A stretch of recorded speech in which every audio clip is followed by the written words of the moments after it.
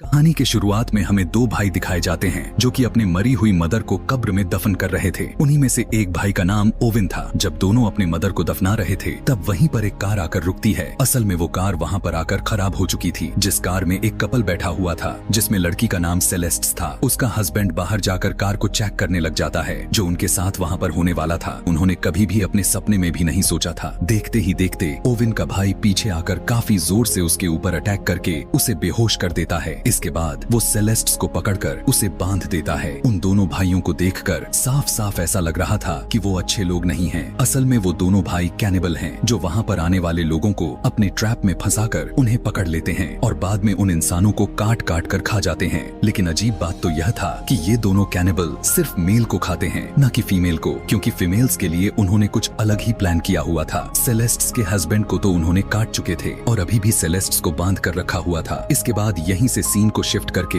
कई महीने आगे की तरफ लेकर जाया जाता है, जहां पर हम देखते हैं कि उन दोनों कैनिबल भाइयों ने उसी लड़की यानी सेलेस्ट्स को किसी जानवर की तरह कैद करके रखा हुआ था। और यहाँ पर हमें यह पता चल पाता है कि आखिर वो औरतों को कैद क्यों करते हैं और उन्हें क्यों नहीं मारते। असल में सेलेस्ट्स प्रेग्नेंट थी, इसीलिए उसी के जरिए वो अपने फैमिली को बढ़ाना चाहते थे। वजह भी यही थी कि वो मेल्स को खा जाते हैं और औरतों को कैद करके रखते हैं। यहीं पर किसी डरावने इंसान की आवाज सुनाई दे रहा था जो कि बहुत ही खौफनाक लग रहा था। इसका मतलब ये है कि वहाँ पर कुछ और भी था जो काफी अजीब था। इसके बाद हमें फिर से एक कार दिखाई जाती है जो ठीक उसी जगह पर खराब हो जाती है जहाँ पर पिछली बार उन कपल का खराब हुआ था। इस कार में टोटल 4 लोग थे जो कि आपस में फ्रेंड्स थे। उनमें से एक लड़की का नाम था टेलर और दूसरी वाली का नाम जेना था। जब वहाँ पर हेल्प के लिए कोई दिखाई नहीं दे रहा था, इसीलिए जेना का फ्रेंड सीधा आगे की तरफ बढ़ने लग जाता है, यह सोचकर कि शायद आगे जाकर उन्हें कोई गैस स्टेशन मिल जाए। जेना का फ्रेंड बिल्कुल अकेला जा रहा था, इसीलिए टेलर भी उसके साथ चली जाती है। फिर कुछ दूर आगे तक जाने के बाद टेलर और उसका फ्रेंड किसी एक गैस स्टेशन पर पहुंच जाते हैं। उसी गैस स्टेशन में उन लोगों को ओविन मिला था जिसकी शकल देखकर ऐसा लग रहा था कि शायद वो भी यहाँ पर हेल्प के लिए ही आया हुआ है। ओविन उनके लिए एक पुल ट्रक मंगवा लेता है, लेकिन वो लोग अब ओविन के नजर में गड़ चुके थे और ओविन ने भी यह बात सोच चुका था कि अब वो इन दोनों के साथ कुछ तो करने वाला है। दूसरी तरफ हम जेना और उसके फ्रेंड को एक साथ देखते हैं। वो लोग देखते हैं कि वहाँ पर बहुत सारे वायर्स बिछाए गए हैं, लेकिन वो लोग इस बात कर ज्यादा गौर नहीं देते और इस बात को इग्नोर कर देते हैं। लेकिन यह वायर्स किसी ट्रैप की तरह लगाए गए थे। वो वायर्स बिल्कुल एक अलार्म की तरह ही काम कर रहे थे। उन वायर्स की वजह से उन दोनों भाइयों को पता चल जाता है कि कोई उनके एरिया में आया हुआ है। जेना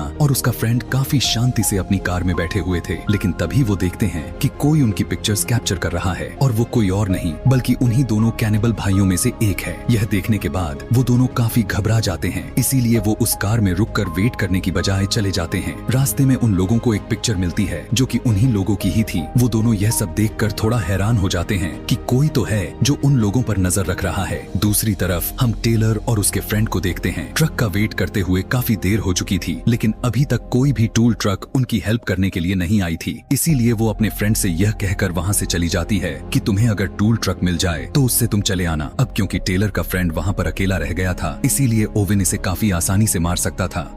ओविन टेलर के फ्रेंड से हेल्प मांगता है और इस बहाने वो टेलर के फ्रेंड को अंदर बुलाकर उसे बेहोश कर देता है। टेलर अकेले जंगल में काफी डर रही थी, इसीलिए वो उन दोनों भाइयों के गैस स्टेशन पर ही वापस आ जाती है और यहाँ पर ओविन उसका भी वही हस्र करता है जो अभी अभी उसके दोस्त के साथ हुआ, यानी उसे भी पकड़ लेता है। ओविन ने टेलर के फ्रेंड को काफी अच्छी तरीके से बांधा हुआ था और वो टेलर को भी काफी बुरी तरह से पैक करके उसे अपने साथ लेकर जा रहा होता है। दूसरी तरफ जेना और उसका फ्रेंड आगे तक चलते ही जा रहे थे कि तभी पिछली बार की तरह रास्ते में उन्हें एक और पिक्चर मिल जाती है जो कि उनकी फ्रेंड्स की ही थी। उस पिक्चर को देखकर उनकी टेंशन पहले से ज्यादा बढ़ जाती है। अभी वो दोनों उस पिक्चर को गौर से देख ही रहे थे कि अचानक से ओविन का भाई वहाँ पर आ जाता है जो कि बिल्कुल पागल हो चुका था। जेना तो वहाँ से भागने में कामयाब हो जाती है, लेकिन उसके फ्रेंड को भागने का मौका ही नहीं मिल पाता, जो सीधा ओविन का भाई जेना के फ्रेंड को पकड़ लेता है। भागते भागते जेना एक घर के सामने आ जाती है, जिसे देखकर जेना को थोड़ी तसल्ली तो हुआ था, लेकिन मुसीबत की बात तो यह था वो भी घर किसी और का नहीं था बल्कि उन्हीं दोनों कैनिबल भाइयों का ही था। इससे पहले कि जेना उस घर में जाती, उसके सामने से एक गाड़ी गुजरती है, लेकिन उन लोगों की किस्मत उनका साथ नहीं देता, क्योंकि उनके सामने से जाने वाली गाड़ी में कोई और नहीं बल्कि ओविन ही था जो कि टेलर को अपने साथ लेकर जा रहा होता है। और अब तो ओविन को जेना भी मिल जाती है और उसे भी अपने साथ लेकर जाता है। घर पहुंचते ही जेना यहाँ पुलिस को जल्दी से कॉल लगा देती है। वहाँ पर जेना को बहुत सारी पिक्चर्स भी देखने को मिला था जो कि किसी और की नहीं बल्कि विक्टिम्स की ही थी। यहाँ पर जेना को रियलाइज होता है कि अब वो किसी बड़ी मुसीबत में फंस चुकी है। है। फिर उन दोनों फीमेल फ्रेंड्स यानी टेलर और जेना को बांध देते हैं। ऐसा कर लेने के बाद उनके सामने उनके मेल फ्रेंड को लाया जाता है और ओवेन का भाई उन दोनों के आंखों के सामने उनकी फ्रेंड्स की गर्दन मरोड़कर उसे मार देता है। यह देखने के बाद तो दोनों फीमेल्स कांप जाती हैं। यहाँ पर उनके फ्रेंड को उनके आंखों के सामने ही मारने का मकसद यह था कि ताकि वो उन्हें यह बात समझा सके कि भागना अच्छी ऑप्शन नहीं है। फिर ओवेन अगले शिकार के लिए गैस स्टेशन पर चला जाता है, जबकि ओवेन का भाई पीछे से उनके दोस्त को मिट की तरह काटने लग जाता है। तब वो दोनों लड़कियां अपने आप को अकेला देखकर आपस में दोनों एक दूसरे का साथ देते हुए आजाद हो जाती हैं। उन लड़कियों को कुछ भी समझ में नहीं आ रही थी कि आखिर उन्हें कहां पर जाना चाहिए, कौन सा रास्ता उनके लिए ठीक हो सकता है। इसी वजह से वो उसी जगह पर चले जाते हैं जहां पर उनकी कार खराब हुई थी। इतनी ही देर में वो टूल ट्रक वाला भी वहां पर आ जाता है। वो दरअसल एक बूढ़ा आदमी था। टेलर और जेना उस बूढ़े आदमी को सब कुछ बता देते हैं जो उनके साथ हुआ था। इसीलिए वो बूढ़ा आदमी जल्दी से उन दोनों को वहां से लेकर चला जाता है। लेकिन वो बूढ़ा आदमी भी कोई और नहीं बल्कि उन्हीं दोनों भाइयों का अंकल निकला। यहाँ पर यह सभी लोग मिलकर यही काम करते रहते हैं, यानी उन दोनों भाइयों का अंकल भी उनके साथ ही मिला हुआ था। वो बूढ़ा आदमी उन दोनों लड़कियों को एक जगह पर लेकर जाता है जहाँ पर वो सारे के सारे विक्टिम्स के गाड़ियों को पार्क करते हैं। वो बूढ़ा आदमी ट्रक को एक जगह पर पार्क करके उन दोनों लड़कियों को गन पॉइंट पर लेते हुए उन्हें दोबारा से घर पर लेकर जाने लग गया था। लेकिन रास्ते में ही ओवेन का भाई टेलर पर अटैक करके उसे काफी ब्रूटल तरीके से मार देता है। अब हालांकि यह सब करना यानी उनके रूल्स के खिलाफ जा रहा था, लेकिन उसने उस पागल भाई ने फिर भी ऐसा कर दिया। घर जाकर उनका अंकल उन्हें समझा रहा होता है कि हमें रूल के अकॉर्डिंग ही काम करना चाहिए, लेकिन ओवेन का भाई तो अब पूरी तरह से पागलों जैसी हरकत कर रहा था। वो किसी की भी बात नहीं सुनता था। यहाँ हमें यह पता चलता है कि इस मूवी के शुरुआत में जो डरावनी आवाज सुनाई दे रही थी वो अजीब सा इंसान कोई और नहीं बल्कि इन दोनों भाई का तीसरा भाई है। लेकिन यहाँ पर एक बात सोचने पर मजबूर करके रख दिया था कि इन दोनों भाइयों ने अपने उस भाई को भी कैद करके क्यों रखा हुआ है।